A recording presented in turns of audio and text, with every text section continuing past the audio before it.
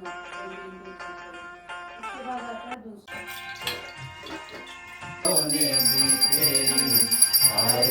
ओम श्री माधवाभ्याय नमः शिवाय। चलो बेटे लाओ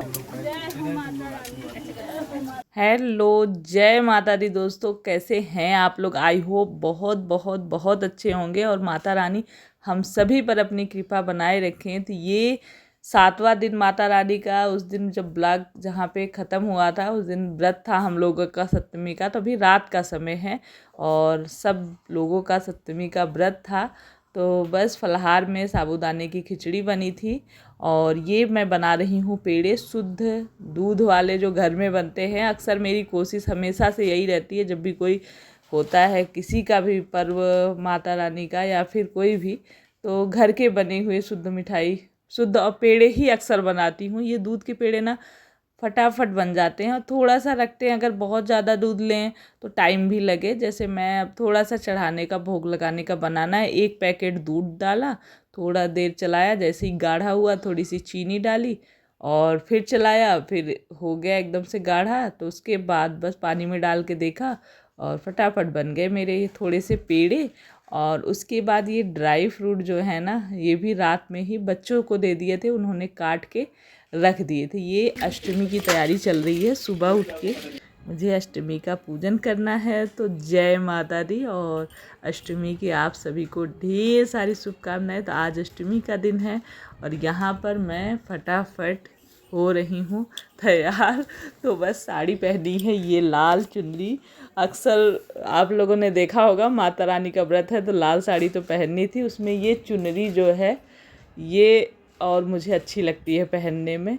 तो बस इसको पहन लिया और सुबह के जो काम थे वो निपटा के जल्दी जल्दी नहा धो के, ये नहा धो के गए मंदिर में और मैं नहा धोकर आ गई हूँ किचन में। और यहाँ पर ये चने मैंने रात में ही जो भिगा के रखे थे, तो सबसे पहले मैं इन चनों को चढ़ा रही हूँ कुकर में डाल के। तो नमक डाल दूँगी, पानी डाल दूँगी। तो पानी हमेशा चने में इतना डाल दीजिए चना एकदम अंदर डूब जाए, ऊपर थोड़ा थोड़ा सा पानी रह जाए, ऊपर दिखता रहे पानी, इतना चनों में पानी डाल के तब चने जो है सॉफ्ट बनते हैं। तो इधर मैं तैयार भी नहीं हुई, बस साड़ी पहनी हूँ। तैयार होने का मैंने कहा तैयार होंगी मैं बाद में जो भी करना है। अभी मैं बनाना शुरू कर दी। तो मुझे क्या क्या बनाना है, चने बनाऊंगी, खीर बनाऊंगी और हलवा बनाऊंगी, पूड़ी बनाऊंगी। तो ये माता रानी को भोग लगाने के लिए अष्टमी पर हमेशा मैं यही बनाती हूँ। और एक तरफ मैंने खीर चढ़ा दिए, दूध रख दिया, उसमें चावल भिगा के रखे थे धुल के, वो चावल ऐसे ही हाथ से मसल के मैंने डाल दिए।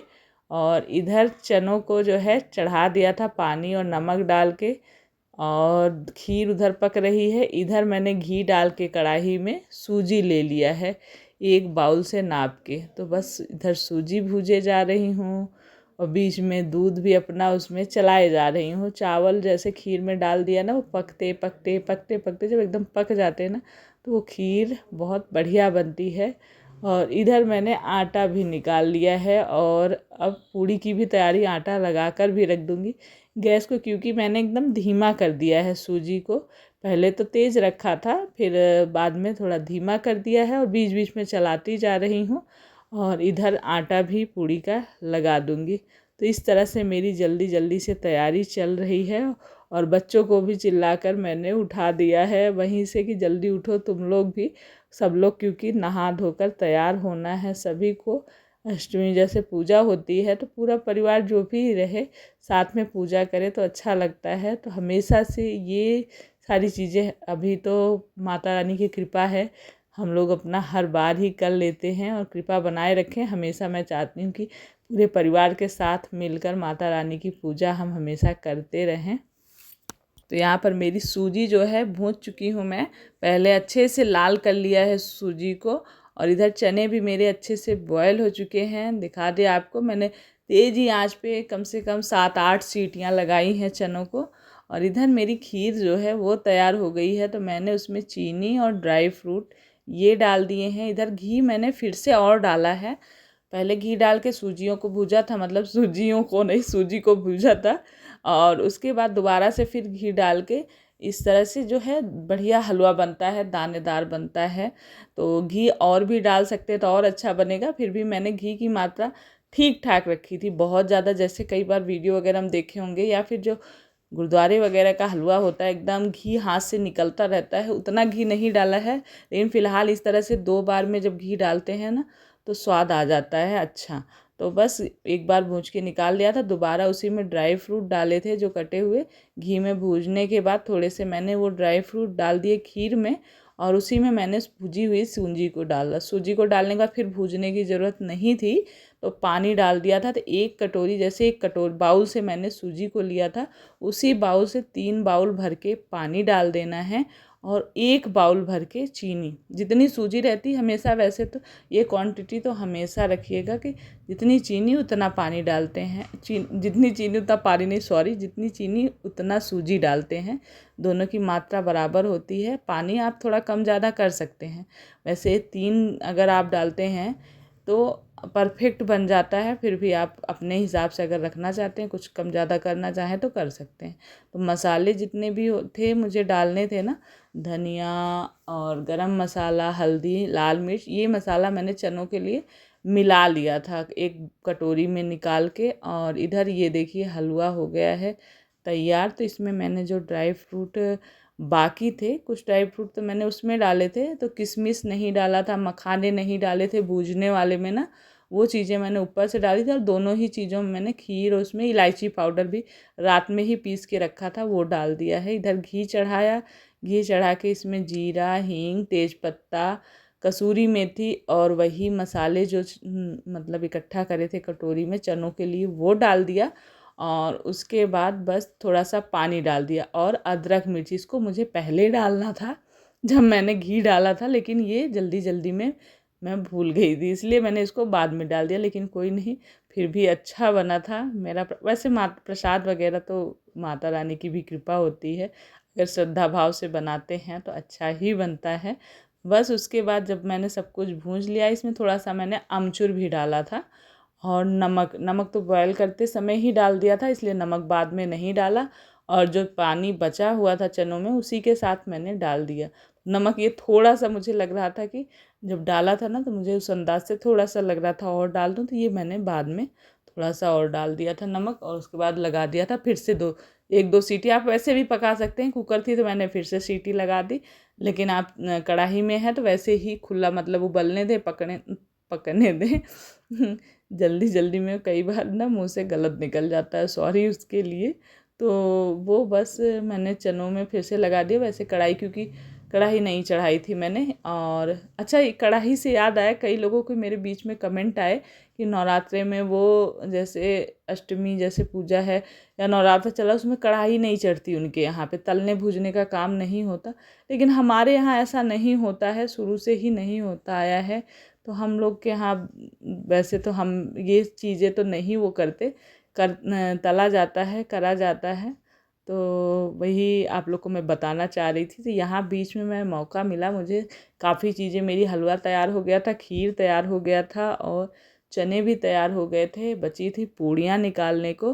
तो बीच में मैं आके अपना थोड़ा सा जल्दी से तैयार हो गई थी। इधर कंघी मारी, सिंदूर लगाया, बिंदी, लिपस्टिक ये लगाया, और हो गई मैं तैयार। और दोबारा से आ गई फिर से मैं किचन में, और इसमें कढ़ाई में मैंने डाल दिया है घी। तो ये जो छोटी छोटी सी, आप लोगों के यहाँ क्या बोलते हैं, या आप लोग के यहाँ बनाते हैं या नहीं बनाते हैं, ज़रूर बताइएगा। हमारे यहाँ ये 7 जोड़े तैयार किए जाते हैं, पूड़ियों के 7 जोड़े या 9 जोड़े, ऐसे छोटी छोटी सी एकदम घी में छान के इसी का माता रानी का भोग लगाते हैं। तो मैंने इसका तैयार किया था, 9 जोड़ा ऐसे तैयार किया था, छोटी छोटी सी छान के, सिर्फ पूजा के लिए मतलब छान लिया था। तो सब कुछ बन गया है, सिर्फ पूड़ियाँ रह गई थी। तो पहले पूड़ियाँ मतलब माता रानी को जो पूजा करनी है चढ़ाने वाली बना ले रही हूँ।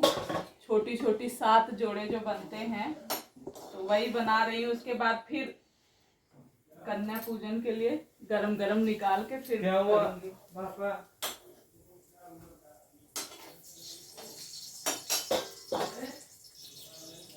तो बस जल्दी जल्दी से मैंने ये सारी पूड़ियाँ निकाली और सब चीज़ तो मेरा तैयार ही था, क्योंकि ये आवाज़ लगाना शुरू कर दिए थे वहाँ से कि हो गया, मेरी सारी तैयारी हो चुकी है। ये पहले जैसे अक्सर पहुँच जाते थे, ये तैयारी करे रहते, ये मेरे लिए बड़ा ही आसान हो जाता है। नहीं, पूजा करने में कम से कम 2-3 घंटे लगते हैं हमें आराम से, जब कुछ ऐसा होता है। और आरती वगैरह सब कुछ थोड़ी और बढ़ जाती है। और पूजा पाठ में होम यज्ञ जब हवन करते हैं घर में ही, वो हवन सामग्री मंगाना, फिर उसमें सब कुछ मिलाना करना। और इन्होंने नारियल छील के रख लिया, और वो मतलब लकड़ियाँ, आम की लकड़ियाँ ले आए थे, वो सारी चीज़ें लगा के एक एक चीज़ें तैयारी करने में काफ़ी समय लगता है।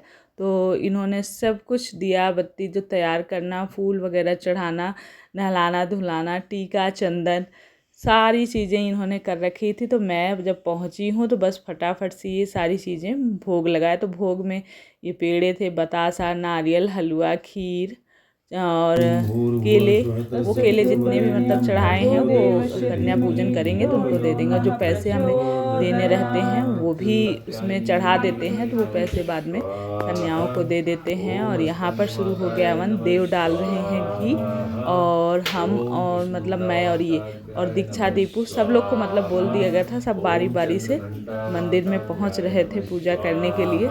ओम श्री गणेशाय नमः स्वाहा। ओम ऐसे डालते हैं, ओम मंग गणपतये नमः स्वाहा। ओम श्री मां कर्णिभ्याय नमः ओम श्री नवग्रहाय नमः स्वाहा। ओम श्री। तो सभी ने पूजा हवन कर लिया है। पहले मैं शुरुआत में बैठी थी, फिर मैं हट गई थी, बच्चे सब किए, देव घी डाल रहे थे। और यहाँ पे थोड़ी सी स्पेस की कमी है, और कहीं मेरा मतलब चौकी लगाने का मन नहीं करता है, तो यहाँ इसीलिए एक उठता है तो दूसरा बैठता है।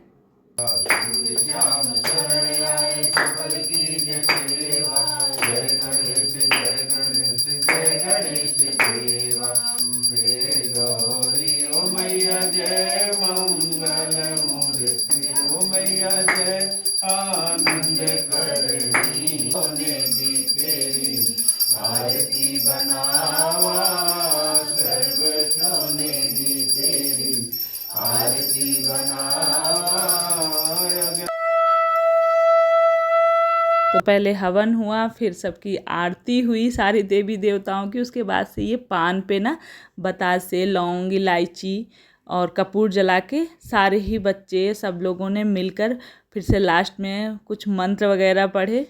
तो यहाँ माता रानी लोगों को ढूंढ रही हूँ, और सिर्फ 5 मिल रही हैं क्योंकि आज स्कूल खुले थे, बाकी सब स्कूल चले गए हैं।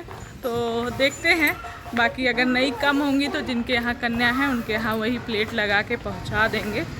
तो मैं चली गई थी बुलाने के लिए कन्याओं को, माता रानी लोगों की पूजा करने के लिए। तो बड़ा ही मुश्किल था, शुरुआत में लगा कि 4-5 ही हो पाएंगी, लेकिन लास्ट में 8 कन्या हो गई थी। और एक कन्या का 9, मैंने जैसे सोचा था हमेशा ही 9 लोगों को करती हूँ, तो एक मैंने प्लेट दे दी थी। हमारे बगल की जो है, जो छोटी लड़की थी, वो स्कूल गई हुई थी, तो उसके नाम की लगा के मैंने दे दी थी। और 2 लड़के हो गए थे, तो एक वैसे तो एक रखते हैं, लंगूरा बोलते हैं हम लोगों के यहाँ, एक वैसे भैरव बाबा भी बहुत लोग बोलते हैं। तो एक तो रखा जाता है लड़के को, 9 कन्याओं के साथ एक लड़का भी रखते हैं। तो एक और आ गया था, मतलब 2 बच्चे हो गए थे। तो हमने कहा कोई बात नहीं, तो 2 की प्लेट और, तो 10 ऐसे हो गए थे। फिर एक बाद में मैंने प्लेट पकड़ा दी थी।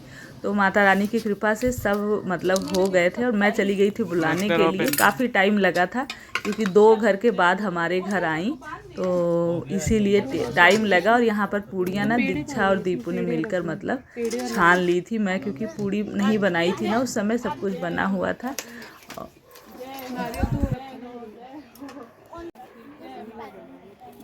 क्षमा करना, उसमें घी नहीं लगा ना नीचे मम्मी। एक तुम्हारे को 2 बच्चे हाँ, एक ही लगाना, एक लगा दो। जय माता दी, जय माता दी, जय माता दी। तो माता रानी की कृपा से सब कुछ बहुत ही अच्छे से हो गया। दोनों दीपू और दीक्षा ने फटाफट से प्लेट लगाई और मैंने सबसे पहले पैर धुलाए, चरण धुलाए पानी से, फूल और उसमें गंगा जल सब कुछ मिला के थाली लेकर। उसका वीडियो नहीं बन पाया क्योंकि सब जैसे आते हैं ना सारा कुछ होने लगता है, थोड़ी सी ऐसा हो जाता है ना, फिर उस समय जैसे भूल जाओ ऐसा भी हो जाता है। तो पहले सबसे पहले चरण धुलाए, फिर उसके बाद मैंने कलर लगाया और इन्होंने रोली से टीका, चंदन और मौली बांधी हाथ में।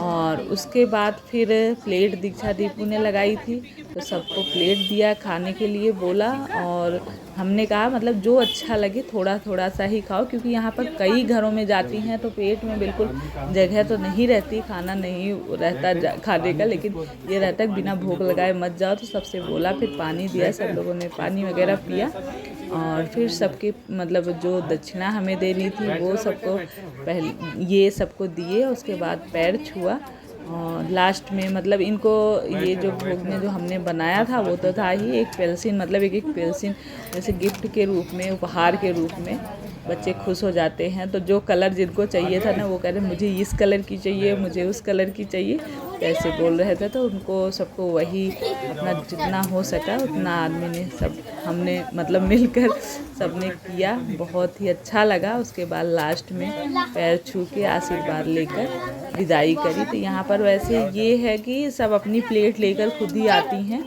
और जिनके यहाँ जैसे सिर्फ खिलाते हैं, हर घर में खिलाते हैं, सबका अपना अपना रूल नियम होता है, अपना अपना रिवाज।